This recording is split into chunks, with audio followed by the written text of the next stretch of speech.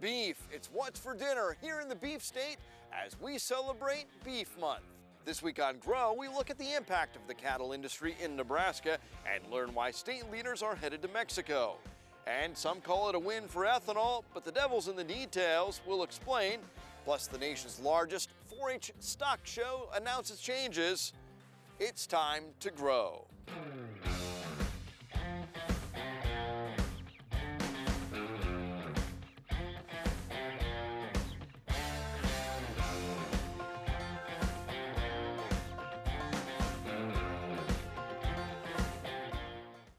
Nebraska beefs up, growing jobs through livestock. It's our top stories. We celebrate Beef Month with a look at the impact of the cattle industry. During calving season, by Tuesday night, I've got my 40 hours in. As hard as cattlemen work, Galen Frenzen says give credit to what he calls the unsung heroes of the beef industry. The cowboys that are fixing the fence, the guys that are cleaning the water drinkers at the feedlots, the guys on the kill floor at the packing houses. Agriculture is Nebraska's biggest sector. I'm going to sign this proclamation. Governor Pete Ricketts says beef leads the way. We've got the best beef in the world right here in Nebraska. It's in part because we've got a tremendous environment, abundant water resources, feedstock. We've got tremendous genetics. Nobody does beef as well as Nebraska. We're just a unique combination of people and environment here. Our ranchers and the sandhills, the feeders and the finishers, and then all the corn and the other feed that's grown here in the state. But the key really is our farmers and ranchers. Nebraska's also #1 for processing, producing 8 billion pounds of red meat a year in communities like Lexington and Grand Island. You end up with the most consistent, finest quality, most tasteful beef you can get. More than $1 billion worth is exported from the state. Nebraska's share of exports has grown dramatically from 5 to 20% of the nation's total. Those exporters know our packing plant code numbers like we know our zip codes. And the state's efforts to brand Nebraska as a cut above appear to be working. And that's beef from Nebraska.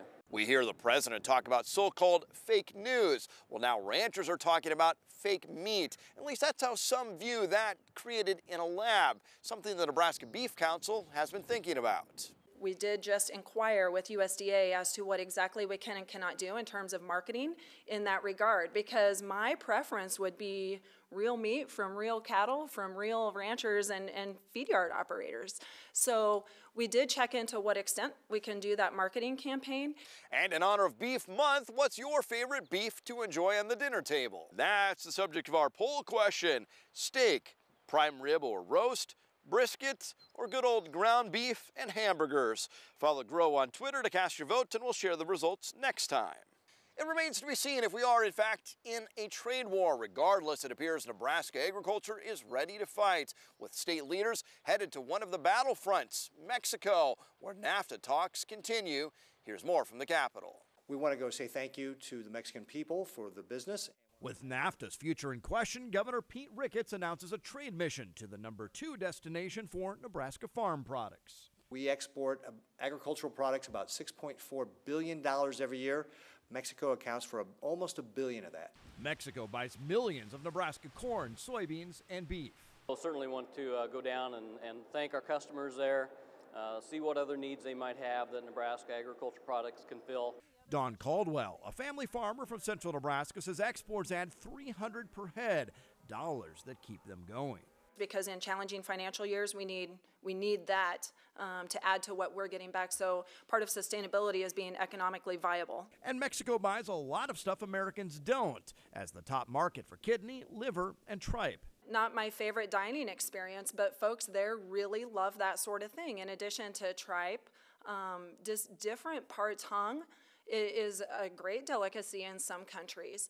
The governor plans the Mexico mission at a time the future of NAFTA is uncertain. But after speaking to the president, he feels a deal will get done. We're heading the right direction, and with still some more work to do, but I hope that we can make sure that we can continue to open up opportunities for our producers here in the state and not disrupt that important trade relationship. But the real thing is that you trade with people you know. And the relationships that have been built for a long time from Nebraskans to our Mexico customers, I think, are the most important part. And trade is so important, and Mexico is such an important trade partner. Mexico is an important trade partner. It's our second largest export market for Nebraska ag products. So certainly want to go down and thank our customers there. Almost $1 billion worth of ag products go there each year. See what other needs they might have that Nebraska agriculture products can fill, and then just look for more opportunities for Nebraska in general. Having the governor actually with you, does that open doors, or just having him be able to sit at the table, does that, maybe get you into some different meetings you wouldn't necessarily have, and it also shows, I guess, just the state is serious about these issues? Yes, it shows the state is serious. Governor Ricketts has been very intent on and willing to go out and meet our customers and to promote Nebraska. And we've heard over and over from different delegations that that's something that they appreciate. They appreciate seeing the governor. I have to imagine there's benefits to working with a neighbor. Transportation's a whole lot easier. The logistics of just getting a product, Nebraska to Mexico is probably a lot more simplified than getting it on a ship and through a port and overseas. Well, yeah, transportation is a good thing that we have here from Nebraska, either rail or truck. And since it is Mexico, a close neighbor like that, transportation is a good advantage for us. The governor talked about, he was at the White House a couple of weeks ago talking about this NAFTA deal. How important do you think it is if we don't scrap NAFTA altogether, we modernize it, but still have a framework that allows us to have that free trade there? Well, I believe free trade and trade agreements are very important. And of course, this is, NAFTA has been around for like 25 years, so it's probably time to renew it a little bit and renegotiate some. So I think, from what we hear, they have good thoughts of getting it done soon, and so we hope that comes true. And we certainly want to think that that's a key part in continuing our trade with Mexico. After 25 years of increases, Nebraska farmland values have dipped for the second straight year. The Nebraska Department of Revenue released a report last week showing agricultural land values fell by almost 2.8%. They had dropped by 0.15% last year, which marked the first decline in a long run of increases. Experts say farmland property values follow the price decline for corn, soybeans, beef, and other commodities over the past few years. Now to ethanol. Nebraska's homegrown fuel could get a boost. A possible deal at the White House this past week, but many saying the devil's in the details. Around 40% of the corn being planted in Nebraska this spring will be turned into ethanol. Most gas stations offer fuel with a 10% ethanol. Farmers have been pushing for 15%, known as E15. It's already available, but with restrictions. Now it looks like there's a deal to allow it year-round. It's really been our #1 priority in regards to the ethanol industry, is looking at giving parity to E15 similar to what we have E10 products, so that can be utilized year-round. So especially as we lead up into the driving months or those summer transportation months, that we're utilizing E15 in every possible avenue that we can. Senator Pat Roberts of Kansas recently told us he supports that, saying the national policy known as the Renewable Fuel Standard has been good, despite criticism from oil refiners. I understand the oil and gas industry, that's a big industry for us in Kansas, but not at the expense of RFS. RFS is stated policy, and it should stay there. Senator Ted Cruz was concerned about the mechanics of the policy with a serial number on ethanol known as RINs. He said the deal announced now will save blue-collar refinery jobs by attaching that ID number to exports of ethanol.